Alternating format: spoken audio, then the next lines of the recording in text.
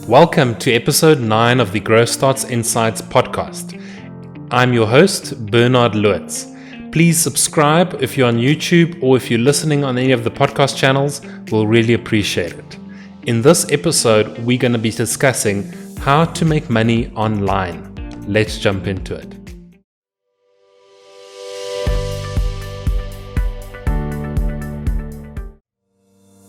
So this is a really big question, right? How do you actually make money online?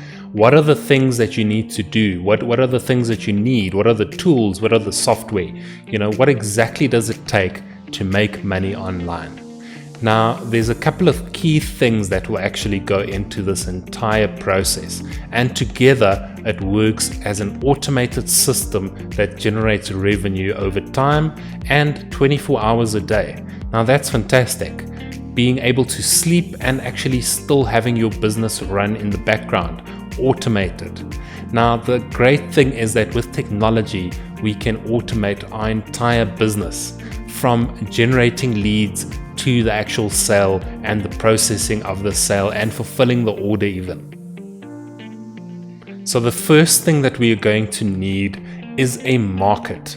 Why not a product first? Because we need a market. We first need people that actually have a problem that they want solved, or they have a requirement for a specific product.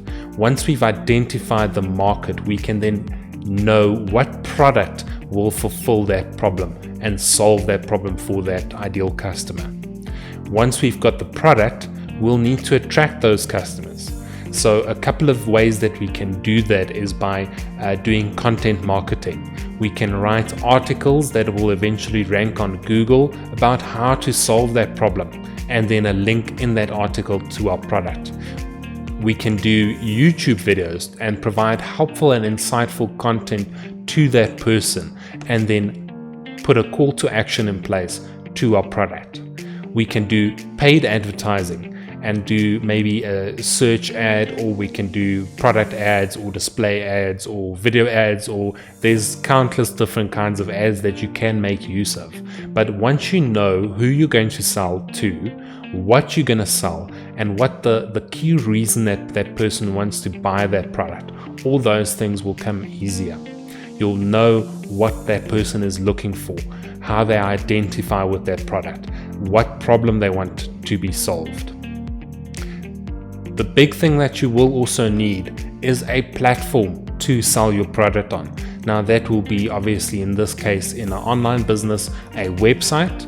So you'll need to make use of a website. To have a website, you'll need hosting. You'll need the actual platform. That might be Shopify if you don't want to do the development and stuff yourself, or WordPress, which is totally free and open source, and what we run our entire business on. There are countless different platforms that you can make use of. Some of them are paid and have a software as a service model. That would be like your Shopify's, where you pay them a monthly subscription fee and your product and everything is hosted on their platform.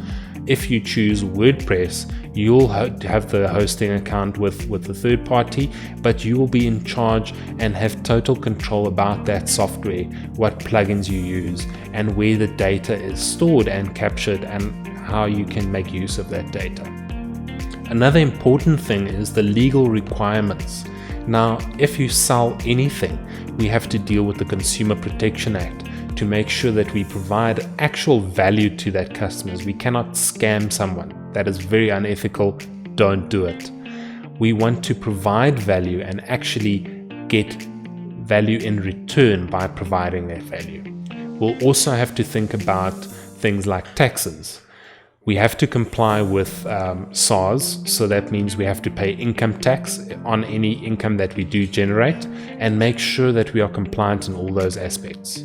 Once we get to the stage that we actually want to separate the business from ourselves, if you started out as a sole proprietor, you'll have to actually register a business. That means you'll have to go onto the CPIC's website and register yourself a PTY. With that comes some additional responsibilities. You'll have to do annual returns. You'll have to also do income tax and tax filings for the business. You'll have to register for VAT once you reach a certain threshold of revenue. Now, everything can be set up with just a little bit of know-how and a little bit of time and effort. The biggest thing that you need to concentrate on is selecting from the start the correct product, the correct market. So your market has to be big enough in order to make the whole process of selling this product viable. If you only have 10 people that are interested in the entire world, your product is not going to do that well and you're not going to make much money off it. But you need to remember that online exposes you to the entire globe. That means over 7 billion people that are a possible person in your market. Not all 7 billion people are going to buy your product, absolutely not, but you have that amount of reach. You know, if once you niche down and you get more specific about who those people are, it's going to get smaller, but you'll still have the entire world to be able to sell to.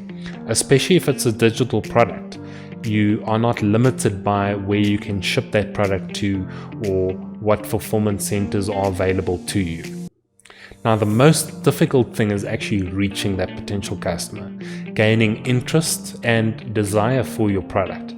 But if you started from the ground and really taken that problem that that person has and made sure that that market is big enough, it won't be too much of a problem. But what we'll want to do is make sure that we concentrate on the things that will drive the most amount of people to our product. Now, you won't want to start with ads from the start or actually have that as the biggest part of how you get customers. We'll want to concentrate on things that are organic.